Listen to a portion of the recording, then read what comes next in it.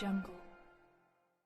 कौमी अवामी तहरीक मलिर जिले के जनरल काउंसिल इजलास जिले सदर काशिफ खास के लिए सदार हेठ मलिर में थी गुजरियो जैमें खुसूसी शिरकत मरकजी जनरल सेक्रेटरी मजहर राहुजो मरकजी नायब सदर फरहान लाड़िक डिवीजन जनरल सेक्रेटरी फयाज उतेरो अली रजा अब्बासी मलिर के मुख्तलिफ इलाक़नि मां सभई कारपोरेट शिरकत कई। इजलास के मलिर जिले के सदर काशिफ खास करे खिताब कंदे चयो त असी मलिर माण्हुनि जो आवाज़ बणिबा थी। मलिर जी हर एक ॻोठ जी मालिकी कंदासीं। पीपल्स पार्टी की हुकूमत गुज़िरियल 11 सालनि खां मलिर समेत समूरी कराची जो जेको हशर कयो आहे उहो कंहिंखां लिकियल कोन्हे। मलिर ज़िले कराची जी इंडस्ट्री हब आहे। केतिरियूं ई फैक्ट्रियूं आहिनि उहे सिंध हुकूमत खे फंड ॾियनि थियूं। उन्हनि जे ॾिनल पैसनि मां मलिर डिप्लोमेट कराए सघिजे थी, पर हिननि मलिर जी अवाम जो रत चूसे हिननि जे ॾिनल वोट जी तौहीन कई आहे।